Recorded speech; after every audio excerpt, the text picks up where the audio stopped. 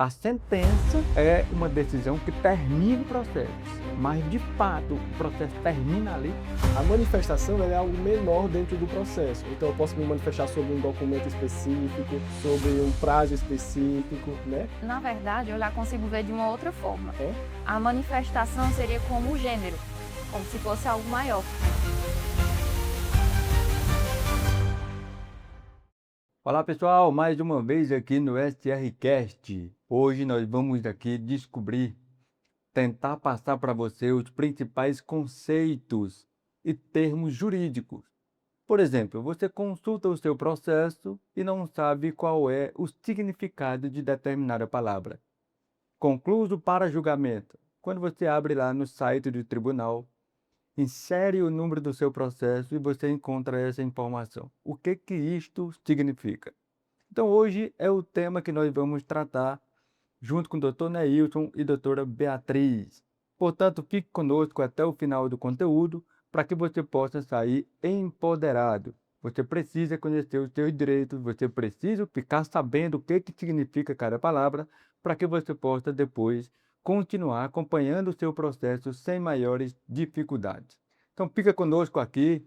Nós temos o prazer de receber mais uma vez Dr. Neilton Oliveira e doutora Beatriz. Hoje o debate vai ser um pouco diferente, né? Vai ser mais simples assim, porque a gente vai tratar de um assunto que, embora pareça difícil, mas para nós é muito normal, né? E o tema também vai ser tratado de uma maneira diferente, né? Não vai ser mais um debate apenas com uma pessoa, mas sim com duas aqui. Então, é um prazer gigante recebê-los aqui mais uma vez. Espero que sintam-se à vontade.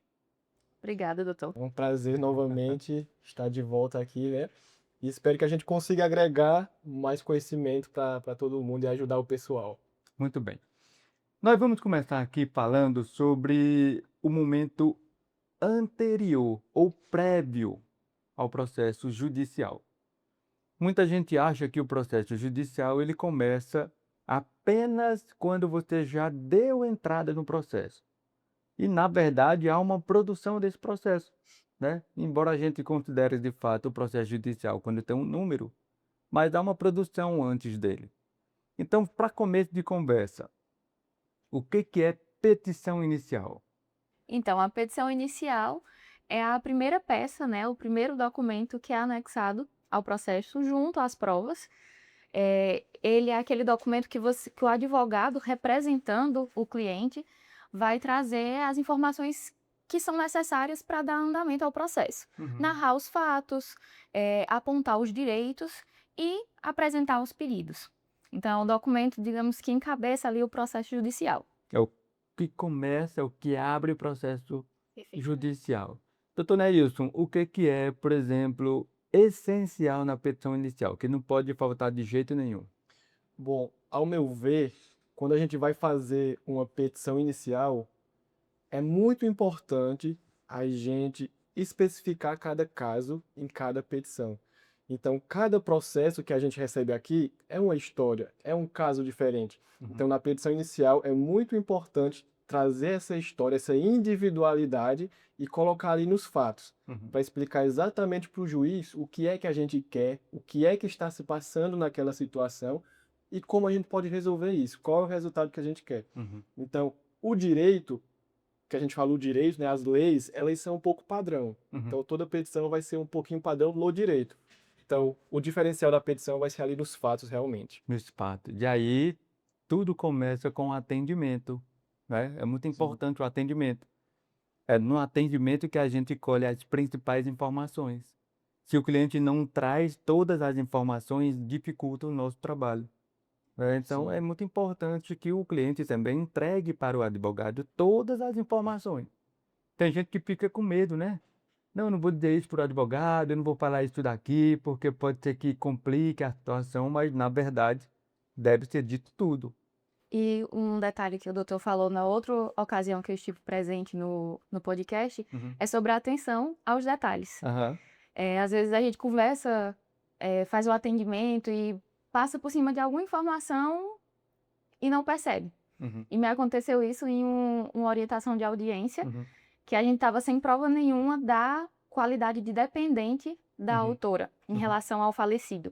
Uhum. E ela, conversando com ela, já ciente que realmente não tinha outras provas, ela disse, não, mas como é que eu não estava junta com ele, se fui eu que fui dar baixa na aposentadoria dele? Uhum. Então, rapidamente, eu já fui pesquisar no processo e o INSS tinha juntado aos autos o processo administrativo de encerramento do benefício. E estava lá ela como solicitante. Olha aí, Então, um né? fato que não tinha sido observado, né, Uhum. inicialmente, mas que com certeza fez toda a diferença no processo. E se tivesse tido ali no começo já do processo, na Poderia ter evitado. inicial, poderia ter facilitado e né, ter trazido mais agilidade ao processo.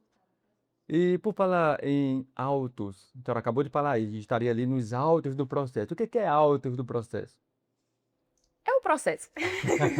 É o corpo do É o processo. corpo do processo, né? Exatamente.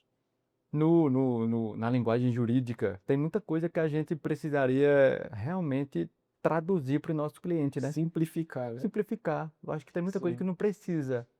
Autos do processo é muito difícil, né? Sim, Para a sim. pessoa entender. Mas autos do processo significa dizer que é tudo que está dentro do processo. É o caderno do processo. Todo o processo, na verdade, ele é um caderno, cuja capa, a capa desse caderno é a petição inicial. Então, essa capa é que vem dizendo tudo que o cliente está pedindo. É uma carta para o juiz. Então, eu costumo dizer que a petição inicial nada mais é do que a carta que o advogado faz e entrega para o juiz. Ó, juiz, aqui é a minha carta. Eu estou trazendo todas as informações do meu cliente e ele quer que o senhor resolva a demanda dele. E aí eu trouxe escrito para o senhor, trouxe aqui essa carta, né? Então, eu costumo dizer também que a petição inicial é uma carta. Inclusive, antigamente, eu já peguei o final dessa trajetória, mas antigamente o processo era um livro. Sim. Cada processo era um livro físico, eram papéis físicos, Um era um livro. livro individualizado, né? Por isso que, de fato, é um caderno, Sim, um caderno, é um um livro, livro era físico, papel. físico. Sim. Eu acredito que tanto eu quanto o doutor Neilson, como estagiamos no fórum, passamos pela etapa de carimbar, Carimbar. cada página. Cada página. Cada página, sim. É, bons tempos. Sim, sim. Mas eu acredito que a gente vive o melhor tempo. Eu acredito muito que a gente Sim. vive, enquanto humanidade, a melhor era. O futuro sempre tem que ser melhor, né? Sempre tem que ser melhor. Sim. Mas eu fico imaginando, por exemplo, há 30 anos atrás, quem imaginaria que o advogado pudesse trabalhar de casa, inclusive fazer audiência de casa? Quem imaginaria que o advogado pudesse falar com o juiz sem necessidade de sair de casa? Né? Você ir até o juiz por meio de uma mídia virtual. Sim. E o alcance também do atendimento. E o alcance do atendimento. Como é que você atenderia um cliente do Rio Grande do Sul? Né? Então, assim, realmente Mudou bastante. mudou bastante. Eu acho que para mim, é a melhor era de todos os tempos. Claro, eu não vivi numa era tão antiga assim, né? Distante, né? Mas eu ainda peguei a parte do caderno do processo, né? O Sim, caderno imagino, processual. imagino. E ainda hoje a gente encontra algumas decisões. Do caderno processual eu encontro as seguintes provas, né? Sim, O juiz sim. falando. Sim. Ou então dos autos do processo eu encontro determinada prova. E aí o que significa, por exemplo, ajuizar uma ação?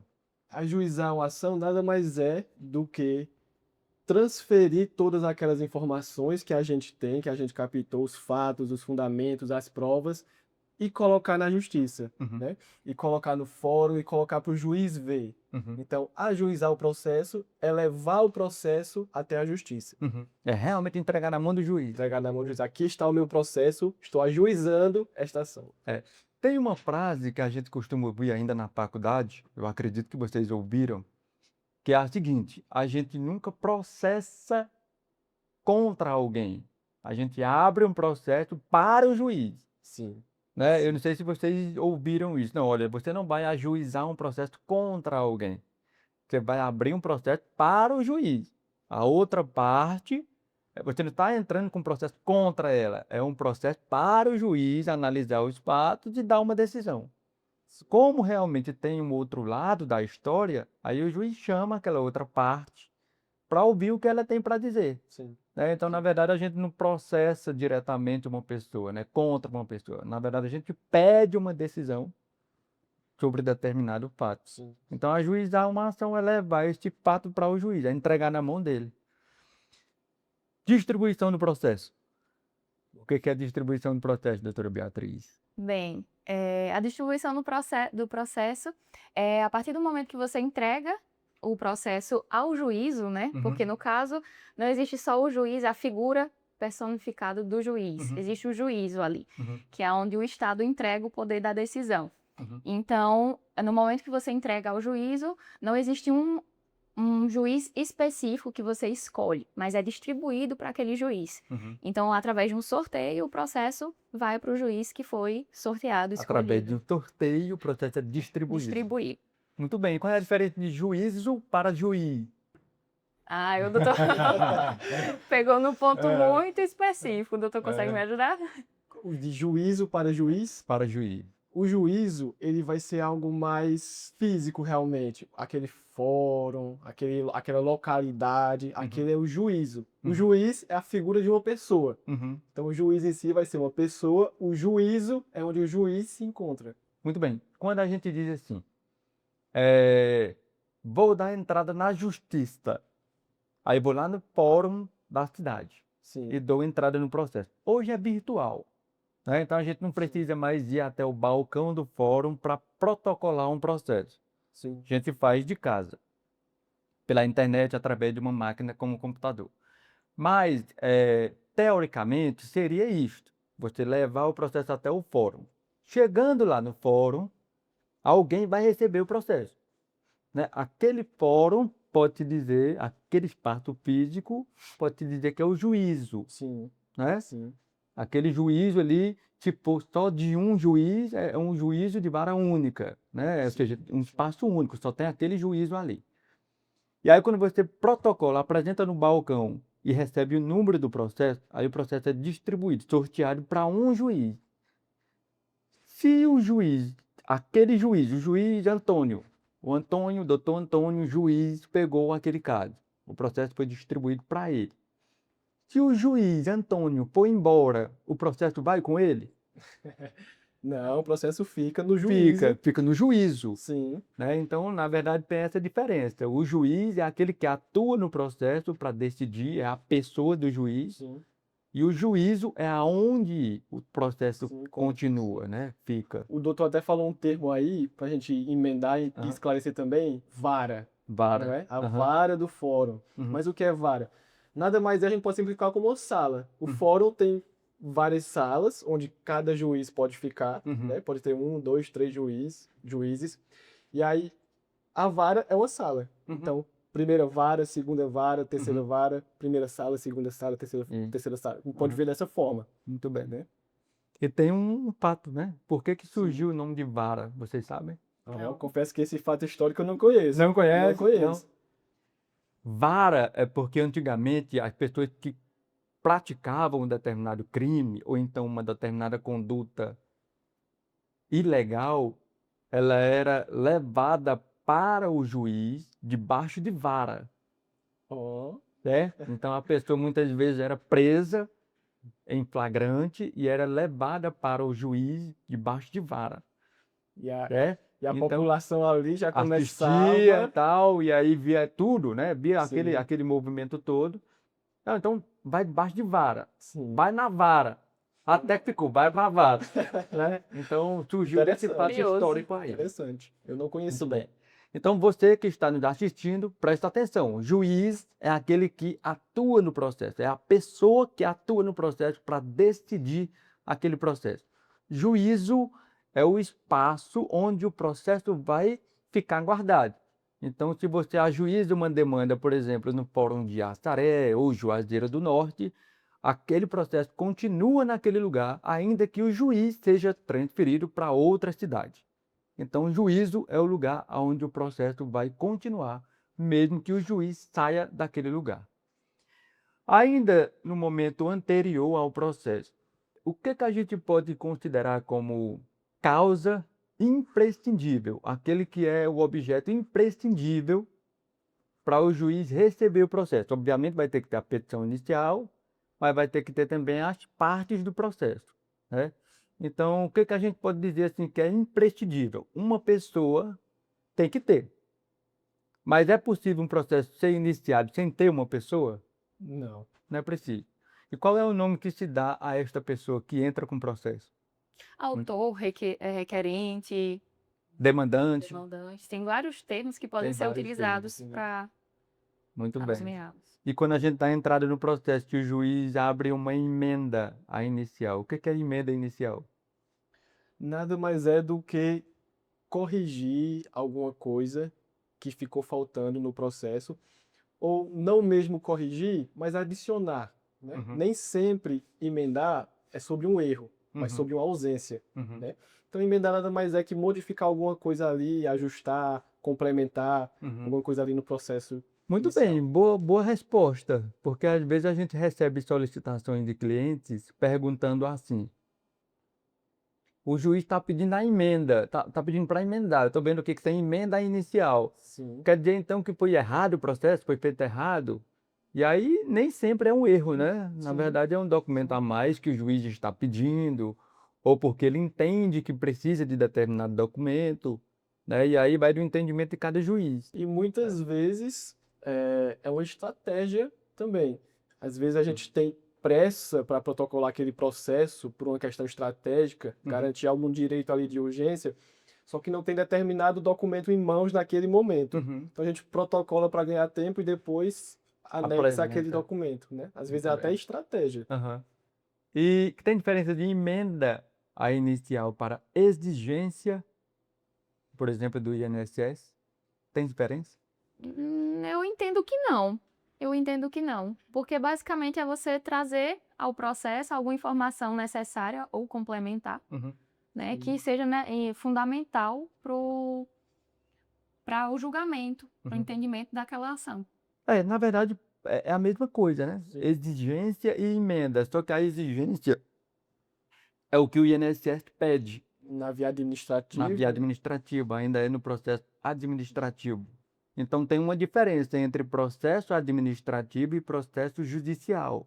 O processo administrativo é aquele que ainda está ou no INSS, ou no Estado, ou na prefeitura. É algum processo que está em andamento, mas não é, vamos dizer assim, dependente de uma decisão judicial, não precisa de um juiz, né? Então, todo processo que não necessita de um juiz é um processo administrativo. O processo que demanda a figura de um juiz é um processo judicial, né? E exigência é o que o INSS pede para apresentar durante o processo administrativo. E emenda é o que o juiz pede para ser apresentado no processo judicial. Mas é a mesma coisa, né? Mas são conceitos iguais, mas são palavras Sim. diferentes. Seria uma exigência judicial a emenda, né? Uma exigência judicial, né? Mas vamos lá, depois que a gente dá entrada no processo judicial, qual é o primeiro passo depois de distribuir o processo? Porque tem a distribuição, né? É o primeiro passo, na verdade. Você entrega o processo lá, e aí o funcionário lá do fórum, do juízo, faz a distribuição, um sorteio. E aí o processo é distribuído para um juiz. Depois que o juiz recebe, qual é o primeiro passo ali? O que é que o juiz vai fazer? Já vai julgar o caso, já vai dar uma sentença? Ele faz uma análise inicial, né? E dessa análise inicial, costumeiramente sai uma decisão interlocutória, Uhum, que seria um ato inicial do juiz. Assim como o uhum, advogado apresenta a petição inicial, o juiz, quando recebe o processo, ele dá uma decisão julgando ali inicialmente algum fato, uhum. né? Se existe uma tutela ali, se existe um pedido urgente, o juiz pode dar a decisão nesse Uhum. primeiro ato. Sim. Muito bem. Além de citar a parte contrária também, né? Muito bem. Perfeito. Aí nós falamos 3 palavras aqui já, viu? Sim, Você falou em sim, decisão interlocutória, sim. uma tutela, né? Despacho, Despacho e também foi falado em citação, né? citação, né? Então Sim. vamos por partes aqui. O que que é um despacho? Já que foi falado ali. É exatamente essa primeira decisão, né? Essa primeira decisão ali é um despacho dele. E é nesse despacho que ele manda citar o INSS. Né? Sim, sim, E tem sim. diferença de citação para intimação? Tem Tem. sim. Qual Tem é a sim. diferença? A citação, ela ocorre primeiramente no início. Então, é aquele primeiro chamado das partes ao processo, né? Aham. Então, quando eu cito alguém, eu estou chamando ela para conhecer o processo, Para tá? saber, Da para Para dar ciência. saber da ciência. existência, para dar ciência daquele processo, a citação. Aham. A intimação, ela ocorre ao longo do processo. Então, quando o juiz toma alguma decisão, depois que todo mundo já conhece o processo, o juiz toma uma decisão, ele intima as partes para conhecer daquela decisão dele. Então, citação é chamar as partes para conhecer o processo e intimação é informar as partes de alguma decisão, de algo importante que aconteceu dentro do processo. Então, citação é para que a outra parte tome conhecimento daquele Sim, processo, da existência. da existência daquele processo Sim. que foi aberto, onde ele vai ter o direito de se defender, né? Exatamente. E a intimação é para fazer alguma coisa durante o processo, Sim, sim. né? Ou uma perícia foi marcada, ou uma audiência foi agendada, então acontece a intimação. Olha, eu intimo para que você compareça à perícia, intimo para que você compareça à audiência, uma intimação. E decisão interlocutória. A decisão interlocutória é quando existe alguma decisão da matéria ali do processo dentro dos autos, né? No decorrer. Já não é uma decisão final, que a decisão final seria a sentença. A decisão Aí a gente pode interlocutória dizer assim, a decisão terminativa, não é Perfeito. É então, uma decisão durante o processo que não termina, não conclui o o processo. processo. Então, decisões interlocutórias são decisões que acontecem durante o processo. Várias decisões. Um despacho pode ser considerado uma decisão interlocutória, não é? Então, uma decisão que é proferida durante o processo, mas que não põe fim ao processo, é uma decisão interlocutória. E é possível que nessa decisão interlocutória saia uma tutela de urgência, como a senhora falou aqui. O que é tutela de urgência? Vamos lá, doutora, já que a senhora falou sobre isso. Bem, a tutela de urgência é quando existe um fato dentro do processo no qual existe a necessidade de uma tomada de decisão rápida. Então, existe algo ali, algum fato gritante que precisa que seja Urgente. tomado imediatamente, uma decisão, para que não haja riscos ao autor ou ao réu. Então, o juiz dá a tutela, concede a tutela. Ele responde aquele pedido de forma prévia, sem que seja necessário analisar todo o processo, né? Aguardar até o fim do processo. Muito bem. Doutor Neilson, quer comentar? Não, foi perfeito. A Perfeito. definição. E tutela, na verdade, assim, quando a gente entra num processo na justiça, a gente está pedindo uma tutela. Uma tutela é o quê? É o juiz tutelar um direito, ou seja, preservar um direito, ou seja, dar eficácia àquele direito. O direito foi violado, aí o juiz vai dar a tutela, ou seja, vai proteger aquele direito. A pessoa teve um benefício negado no INSS. É um direito dela de receber a aposentadoria. Aí ela vai para a justiça para que o juiz conceda aquele direito. Sim. E essa concessão é o que a gente chama de tutela, né? É essa decisão. Então a gente pede ao juiz uma tutela, uma proteção. E tutela antecipada é exatamente porque ela não dá fim ao processo, né? Não é uma decisão terminativa, é durante o processo, o juiz já concede essa proteção, mas o processo ainda continua, né? E aí é por conta, muitas vezes, de não ter um direito perecido, porque se demorar demais, acontece ali a perca do direito.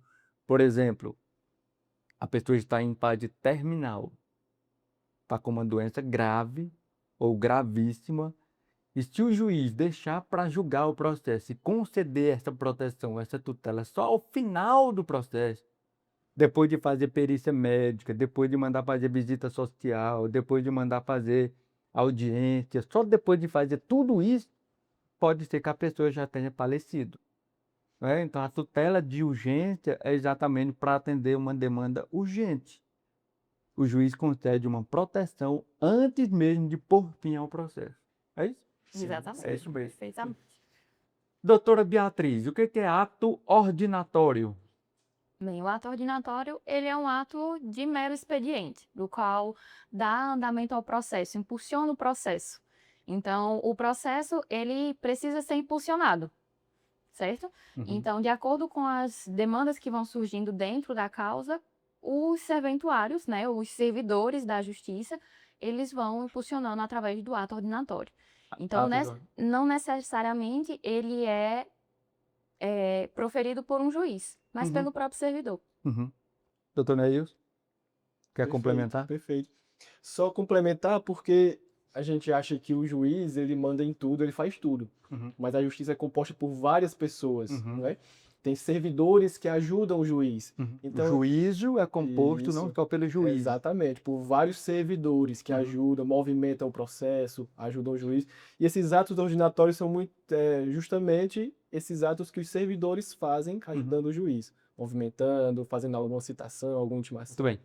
O juiz às vezes diz assim no processo, né? Porque tudo é escrito e colocado no processo. Sim, Não dá para o juiz dizer assim, José, que trabalha lá no setor de marcação de perícia, agenda a perícia aí no caso da doutora Beatriz, de boca não vale, né? sim. Esse contato verbal tem que ser escrito. E aí o juiz manda lá, à secretaria aos expedientes necessários, ou então designe-se data de audiência.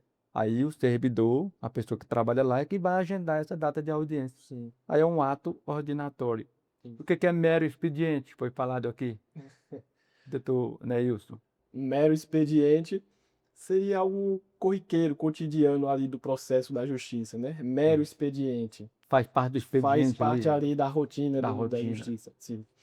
Já foi falado aqui sobre intimação, citação e juntada de documento. O que é juntada de documento, doutor? Nada mais é do que colocar o documento no processo, né? processo. Inserir o documento ali no processo, apresentar o documento. Muito bem, então ali em andamentos, quando a gente clica lá no site do tribunal, Sim. informa o número do processo e tem lá a última movimentação, juntada de documento, é porque foi juntado, Isso, foi anexado, né? anexado em documentar o processo. Sim. E a juntada de documento, é só o juiz que faz? Não. Não? É. Tanto a parte, né, a autora, quanto a ré, pode estar juntando documentos, assim como outras pessoas que façam parte do processo. Às vezes o Ministério Público, Uhum. procuradorias e afins. Muito bem, quem é o Ministério Público? O Ministério Público é aquele responsável por acompanhar e ter ciência se o processo está em ordem, se está sendo cumprido os interesses das partes, né? Uhum. Então, O fiscal, fiscal da lei. É o da lei. fiscal da lei. Isso. Exato. Mas em letras miúdas, assim, de forma mais clara, quem é o Ministério Público? O Ministério Público é quem vigia ali o processo para saber se as partes estão, se o juiz está fazendo direitinho, se as partes estão bem, né? Então é quem está ali de olho. O Ministério saber o Público andamento. está em todos os processos? Não, nem todos os processos fazem ser necessário o Ministério Público. Uhum. Mas o Ministério Público, se precisar, pode sim ingressar nos processos. Muito bem, então se eu disser assim, eu quero ir lá no Ministério Público, o que é isso? Se eu Pronto. disser assim, eu preciso ir no Ministério Público, fazer alguma coisa, para quem nos escuta Sim. e compreenda o que é isso, ir no Ministério Público, aonde é, como é que fica, é dentro do fórum, é fora do fórum, quem é a pessoa que vai responder, quem é que vai nos atender, quem é esse Ministério Público? Doutora, quer responder? Tem mais experiência da prática? Nem tanto assim, mas e o Ministério Público é como bater na porta de alguém que possa lhe auxiliar naquela causa, né? Então, muito é comum ver as pessoas irem ao Ministério Público em causas consumeristas, né? De direito do consumidor. Então, você vai ao Ministério Público denunciar, de certa forma, que algo ali está sendo lesivo, violado à pessoa. Então, você busca o Ministério Público para chamar, tá tendo algum problema aqui, eu preciso que você me auxilie, que você atue por mim. A gente escuta muito isso na televisão. Sim. Principalmente agora que está chegando aí o período eleitoral, campanhas, então a gente escuta muito sobre denúncias do Ministério Público. O Ministério Público denunciou o candidato tal por uso indevido de mídias digitais, enfim. Para traduzir para o nosso cliente e para o nosso seguidor, Ministério Público é o promotor de justiça, Sim. né? Nada mais, nada menos é a pessoa do promotor. Sim. Então, quando eu digo assim, eu vou lá no Ministério Público, eu vou lá na sala onde trabalha o promotor de justiça, que é o fiscal da lei. Sim, né? sim. Então, o Ministério Público, por exemplo, é o promotor que recebe a denúncia e vai apresentar para o juiz: olha, foi cometido um crime. Quem cometeu o crime? O fulano. Pronto. Aí o Ministério Público vai apresentar Vai para o juiz e investigar. pede ao juiz para Sim. que dê uma decisão e condene aquela pessoa porque cometeu um crime, né? Então, o Ministério Público nada mais é do que a pessoa do promotor de justiça. Vista à parte. Doutor Neilson, o que é vista à parte? Vê-se vista à parte. De nada mais é do que informar a parte sobre alguma coisa. Então, vista a parte, é como se literalmente a parte, eu, ou a doutora, o advogado, se o juiz, vai ver alguma coisa naquele processo. É basicamente Quer isso. complementar, doutora? Seria a possibilidade de abrir prazo também para que a pessoa visualizasse as movimentações, Uhum. aqueles atos que foram praticados anteriormente, para que além da ciência, ela possa também apresentar alguma manifestação, né? Colocar suas razões, Uhum. os objetos, se aquilo está atendendo à demanda inicial. Então, seria isso. Muito bem, é para você ver o que aconteceu Sim, com mais detalhes. E a gente escuta também muito no âmbito do STF, sim. né? Não, o desembargador, o ministro, pediu Em ali vista. vista do processo. E conseguir ver melhor, sabe? Conseguir ver melhor, aí o processo para, suspende os prazos, fica parado literalmente, Sim. esperando que ele veja o processo, Ou né? seja, nem só o advogado e as partes pedem Precisa. vista. Exatamente, Precisa de um tempo para analisar o para processo por analisar. inteiro e todos os atos que foram praticados para poder. Muito bem, então se você tiver encontrado lá em andamentos do processo, vista à parte ou às partes, é porque foi dado prazos ou prazo para que as partes vejam o que aconteceu no processo e apresentem eventualmente alguma manifestação. Decurso de prazo. O que é decurso de prazo? Quando, quando determinado um prazo, né, e transcorrido, tendo passado aquele tempo que foi Uhum, determinado, existe o decurso do prazo, ou seja, o prazo encerrou. uhum, Passou o tempo que foi dado pelo juiz uhum. para analisar, para apresentar uma manifestação e aquele prazo acabou. Então, decorreu o prazo, teve o decurso do prazo processual. Muito bem. Quando decorre o prazo, tem essa palavra, decorrido o prazo, o processo foi perdido, doutor Neilson? Não, não, de Não, forma alguma. de forma alguma. Decorrer o prazo, como a doutora bem explicou, nada mais é do que o decurso do prazo, né? O tempo que se passa ali, que o juiz deu, 5 dias, 10 dias, Uhum, 20 dias para alguma coisa. Muitas vezes ele faz esse prazo, ele dá esse prazo apenas para ver se você tem interesse em manifestar alguma coisa, uhum, e muitas vezes não é necessário. uhum, O juiz dá a oportunidade, porque é dever dele dar esse tipo de oportunidade para as partes, uhum. né? É. Porque como a gente, desculpa, Sim, pode dizer. mas Pode como a dizer. gente costuma falar, o processo não é do juiz, o processo não é da vara, o Uhum, processo é de quem está ali. uhum. É, eu como Pedindo a autor, o proteção. réu, exatamente. O juiz está ali como um interlocutor para julgar, mas o processo não é dele, o processo é Uhum, das partes. Então uhum. ele sempre está ali dando prazo para se manifestar, falar alguma coisa, ver algum documento, mas nem sempre é necessário fazer alguma manifestação ali dentro. É, e é preciso também ter prazo, né? Porque senão Sim, vai sim, ficar aí, sabe Deus até quando esperando Se esperando. naturalmente o processo ele costuma demorar, imagina se não Se não houvesse aí tivesse os prazo, prazos. né? Então fica aqui o alerta para as pessoas que o fato de ter transcorrido o prazo sem a apresentação de documento não significa dizer que o processo foi perdido, sim. né? Porque às vezes as pessoas chegam dizendo assim, não, porque o prazo decorreu, passou o prazo, o advogado não apresentou nada. Foi por isso que eu perdi o processo. E nem sempre é isso, Tem né? lá decurso de prazo e depois não tem mais nada. A Não tem pessoa mais fica. nada, exatamente, né? Então, assim, não quer dizer que tenha perdido o processo Sim, porque deixou de se manifestar. sim, Pode ser uma estratégia também. Não, não sim, vou me manifestar, deixa como está.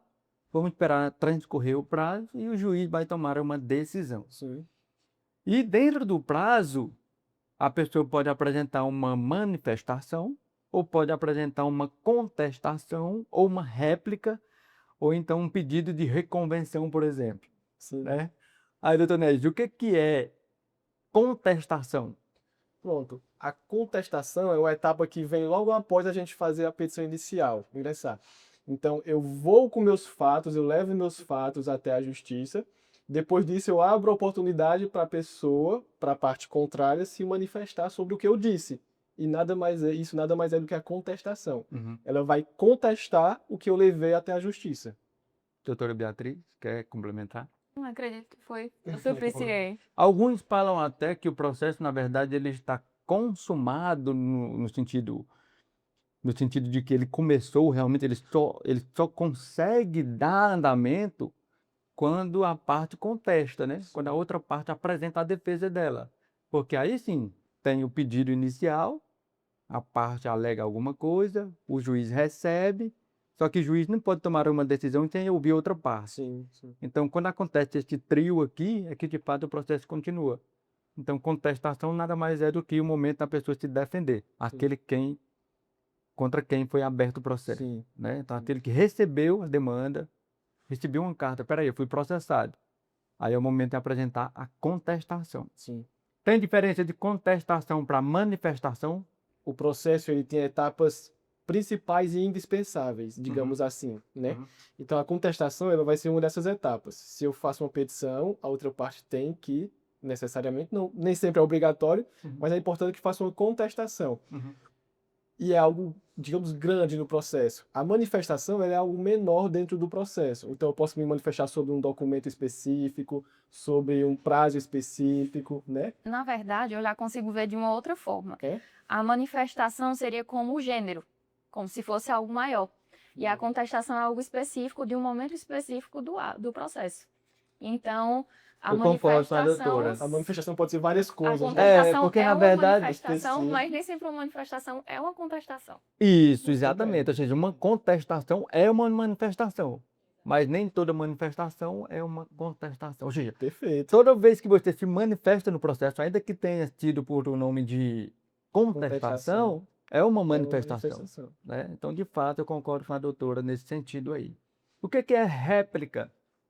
Pronto. A réplica, ela vem logo após a contestação. Uhum. Então, eu apresento meus fatos em forma de petição inicial, a parte se defende com uma contestação, Uhum. e dessa contestação eu faço uma réplica. Ou seja, eu falando do que foi dito na Uhum. contestação. Bem, Na ocasião que a parte autora tem de apresentar os contrafatos, as contra-argumentações que foram colocadas na contestação. Então, é o momento de se defender do que a parte ré apresentou. muito bem.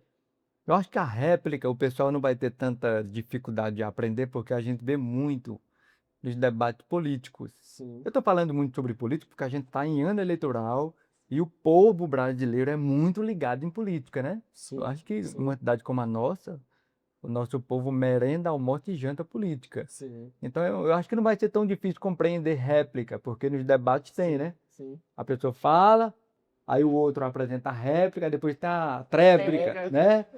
É uma manifestação sobre o que o outro diz. Sim. É a Ou resposta disse. da resposta. É a resposta da resposta. Perfeito. E aí depois que apresenta, vamos lá, apresenta a petição inicial, aí tem a contestação, depois da contestação a réplica, e depois da réplica o processo pode seguir concluso para julgamento. O que é concluso para julgamento? Seria o momento que o juiz para poder analisar tudo que já foi falado. Então, concluso para julgamento é o momento que o juiz vai analisar tudo que todas as partes já apresentaram e vai dar uma decisão. Essa decisão pode ser uma decisão interlocutória ou uma decisão terminativa, que seria a sentença. Muito bem. Doutor Neilson, quer complementar? Não, foi bem dito. Perfeito. Então, concluso ali, o juiz, quando vai para o juiz decidir alguma coisa, né? Decidir. Não Sim. significa dizer que ele vai dar uma decisão Sim. terminativa. Pode ter também uma decisão interlocutória. Sim. E o que é uma decisão terminativa?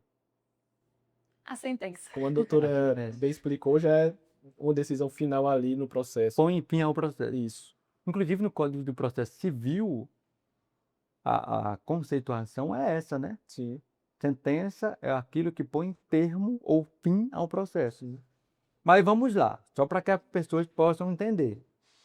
A sentença é uma decisão que termina o processo. Sim. Mas, de fato, o processo termina ali? A sentença, ela realmente resolve o processo de forma definitiva ou não? Nem sempre, né? A Nem depender sempre. do entendimento de cada parte. Aham. Se você entende que o seu direito não foi atendido e que você de fato tem direito àquilo ali, àquilo que você está pleiteando, que você está pedindo ao juiz, você pode recorrer daquela decisão. Então, ela não foi, naquele momento ali, 100% terminativa. Nada. A gente Doutor pode Neil, dizer que a sentença é o fim de uma etapa, fim de né? uma etapa. Pode Bem, e o definir dessa recurso, o forma, começo de outra. no começo de outra, exatamente. E aí, essa primeira etapa a gente chama de quê? De primeira instância, né? Primeira A instância. decisão, a sentença é a decisão de primeira instância. Sim, sim. E aí, quando o processo tem ali um recurso, ele sobe para o tribunal, e aí o tribunal já é considerado uma segunda instância, não é assim? Sim, sim, isso Né? mesmo. Então, uma decisão de primeira instância é a sentença, e uma decisão de segunda instância é a decisão proferida pelo tribunal, Sim. ou turma recursal. Isso. E por falar em tribunal e turma recursal, o que que é um e o que que é outro? Doutor Neif, o que que é tribunal? O tribunal, novamente, acredito eu, voltando lá para o juiz e juízo, o tribunal realmente é aquela parte física lá da segunda instância do Uhum. recurso. A turma recursal é um grupo de juízes, né? No caso Do tribunal do também? tribunal, de juízes que ficam ali. Doutora Beatriz, quer comentar? A turma recursal seria esse grupo de juízes, na maioria das vezes, acredito eu, que 3 juízes que analisam o processo Sim. após a sentença, né? Teve a sentença, recorremos, uma turma de juízes vai analisar e vai dar o seu parecer. E conjuntamente vão dar uma decisão Muito após bem. essa análise. Então, só complementando minha fala, para deixar claro realmente, o tribunal seria um grupo de turmas recursais. Um grupo de turmas de Isso. recursais. Vamos lá, eu vou dar minha opinião Sim, aqui sim. sobre isso. Porque, na verdade, a gente só escuta tribunal, ou então turma recursal, ou então colegiado, Sim. né? O colegiado do tribunal tal, né? Ou então a Sim. primeira turma recursal, a segunda turma recursal. O tribunal, ele tem esse nome por conta do comecinho da palavra. Tribunal, ou seja, 3 juízes. Tribunal. Então, ali é uma turma de 3 juízes que vai julgar agora novamente o seu caso. Sim. Então, tribunal é uma turma de juízes, geralmente 3 juízes, que agora vão julgar o seu processo. Então, tribunal é uma turma de juízes que vai julgar o caso de novo. Tribunal, 3 juízes. Né? Sim. E a turma recursal, a gente se refere muitas vezes quando esse tribunal está dentro de um procedimento chamado juizado especial, a turma recursal. Sim. Né? Então, a turma recursal dos juizados especiais cíveis ou dos juizados especiais federais. Sim. Né? Então, a turma recursal pode ser no âmbito do juizado especial ou pode ser também a turma do STF, a primeira turma do STF, a primeira turma do STJ. Sim. É uma turma de juízes que vai julgar o caso. Nos tribunais maiores, porque não tem, vamos dizer assim, só 3 juízes, vamos dizer assim, competentes para apreciar o caso. Tem situações ali que vão ter 11 juízes, Sim. né? O STF é uma turma de 11, Sim. Sim. né? Então é uma turma do tribunal, do Supremo Tribunal Federal. Então, em linhas gerais, para que fique fácil aqui para os nossos seguidores, tribunal é onde o processo vai ser julgado agora por uma turma de juízes. Sim. Sim. E por falar em julgamento, o que que é acórdão em julgamento de tribunal? O que que é acórdão? Seria a decisão dada por esses 3 juízes, Uhum. após a análise deles, como eu disse, e a decisão conjunta Uhum. desses 3 juízes. Eles entram em acordo sobre aqueles fatos que foram apresentados e dá a decisão através de um acordo. Muito bem. Eles fazem um acordo entre eles para dar uma decisão? É Mais isso? ou menos isso. É isso ou não? É mais ou menos Menos isso. Doutor Neil, eles Porque fazem um acordo? É quase isso, porque como são 3 ou mais, geralmente um número ímpar, Aham. então é sempre a maioria Que que vence. vence Aham. aquela decisão, né? Mas já há um acordo mesmo, eles combinam antes, fazem um acordo entre eles para que dê aquela decisão? Não, Não. não. Cada um faz sua análise individualizada e toma sua decisão independente do outro. É um acordão? O É um acordo é lá na acordão? hora. O É. acordo é lá na Eu tô hora. perguntando aqui um acordão, porque às vezes as pessoas chegam perguntando. Sim. Eu vi aqui que teve um acordão no meu processo. Que acordo foi esse? Né? E na verdade não é acordão, é acórdão, Sim. que é a decisão do tribunal, como bem Tribunal. explicou a doutora Beatriz. Na primeira instância a gente tem a sentença e na segunda a gente tem o O acórdão. acórdão, né? É a decisão do tribunal. Sim. E o que é jurisprudência? Pronto. Jurisprudência nada mais é do que a decisão dessas turmas fazendo o entendimento. Então, a partir do momento que elas decidem algo sobre determinado assunto, elas fazem com que aquilo seja um precedente, seja algo a ser seguido em outros casos parecidos. Então, a jurisprudência nada mais é do que isso. Uma decisão que se torna, como é que eu posso dizer, recorrente, algo que possa ser observado por outros juízes, por outras turmas. Muito bem, doutora Beatriz, quer comentar? Eu iria falar mais ou menos isso, que é algo que é reiterado, né? Uma decisão que costuma ser dada e ainda não existe uma lei falando exatamente sobre aquilo. E como aquela decisão é recorrente, ela acaba criando uma jurisprudência, que seria ali uma forma de analisar o processo de acordo com como se fosse pelos costumes. Na verdade é uma forma de economia processual, né? Ou Também. seja, um Também. tema é muito discutido na justiça. Vamos lá. A possibilidade de um divórcio ser direto. Porque antigamente um casamento ele era dissolvido a partir da separação judicial e só depois de 2 anos ou 3 era que você poderia fazer o divórcio. Aí a sociedade vai mudando, os costumes vão mudando, e aí as pessoas começam a entrar com pedido de divórcio direto, porque já tem a decisão plena, consciente Sim. e convicta de que não querem mais continuar, ou a pessoa não quer mais continuar naquele casamento. Aí entra com pedido de divórcio direto. É tanta gente pedindo divórcio direto, que aí a justiça começou a entender o comportamento da sociedade, ou seja, é muita gente pedindo a mesma coisa. Então vamos alinhar aqui, vamos lá, para a decisão não seja diferente, a decisão dessa turma não seja diferente de outra turma. Vamos aqui uniformizar o entendimento, vamos aqui criar um entendimento. É possível fazer o divórcio direto? Então eles começam a decidir daquela forma. Aí começam a decidir, vários casos chegam lá pedindo a mesma coisa e eles começam a decidir da mesma maneira. Sim. Então, por terem tantas decisões iguais sobre casos parecidos, que aí eles firmam um entendimento que é chamado de jurisprudência, né? Sim. Então, para que isso existe? Porque se você entra com um processo na justiça que já tem um entendimento consolidado, você sabe que tem uma chance de dar certo. Sim. Né? Ou seja, porque já é entendimento do tribunal, já é uma jurisprudência. Eles já decidiram isso diversas vezes, portanto, é um direito. Né? Então, a jurisprudência é um entendimento consolidado sobre alguma coisa. Sim. E que pode ser bom e pode ser ruim também, Sim, né? Em sim. algumas situações. Porque às vezes você tem um direito e aí você fica sem querer entrar com o processo porque o entendimento dominante ou jurisprudencial é contra. Sim. Né? E aí é onde entra o papel do advogado. Nós temos a responsabilidade de suscitar o debate, mesmo em casos de jurisprudências já consolidadas.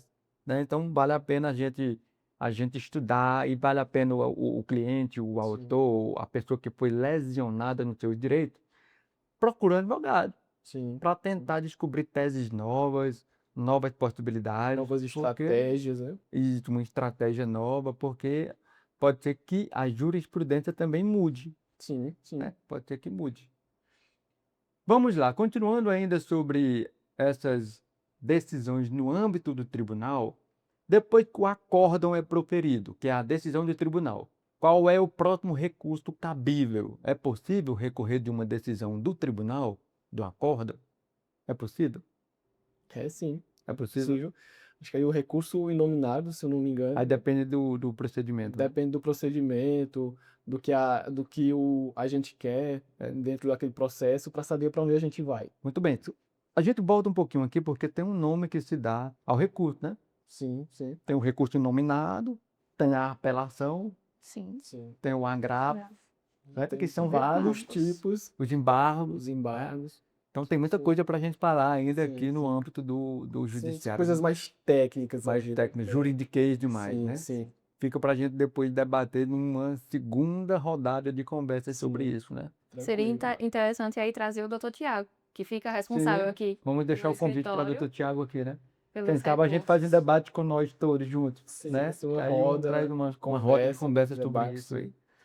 Então, mas só para que a gente finalize aqui no âmbito da decisão do tribunal. Depois do acórdão, é possível você apresentar um recurso Sim, extraordinário, sim, que é para o STF, um recurso especial para o STJ, e sim, você pode, inclusive, apresentar um agravo, sim, né? E também você pode apresentar um recurso de embargo de declaração, sim, sim, que é para o próprio tribunal sim. analisar novamente aquela decisão, né? Mais alguma coisa, doutora Beatriz? Pelo menos nessa primeira etapa deste tema? Não, não. Não? Doutor Neilson? Eu acredito que não. Não, Foi bem esclarecido muita coisa. foi bem esclarecido. Sim. Então, aqui nós estamos finalizando o primeiro bloco de perguntas e respostas sobre termos jurídicos. Se você costuma acompanhar o seu processo na justiça, você precisa saber o que significa cada termo jurídico, para que você possa compreender o andamento do seu processo. Acompanhe-nos.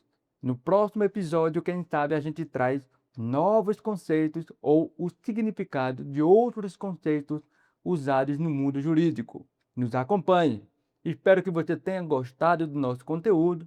Se você gostou, deixa aí o seu like, basta clicar no joinha, que já vai ter considerado like. Se você tem dúvidas sobre este tema, você pode deixar aqui nos comentários.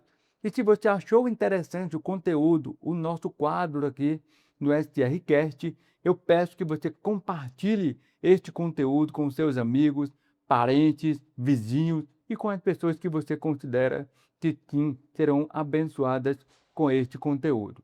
Portanto, conto com você para compartilhar, curtir e deixar o seu comentário aqui nesse conteúdo.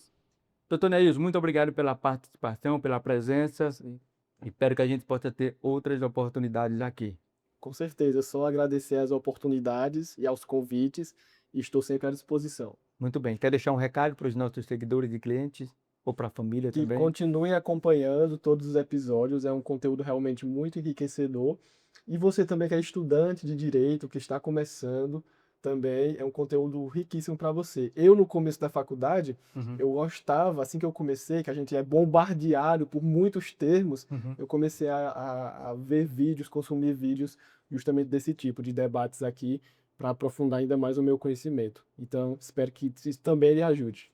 Muito bem. Obrigado, doutor. Doutora Beatriz, muito obrigado pela sua participação, pela sua presença.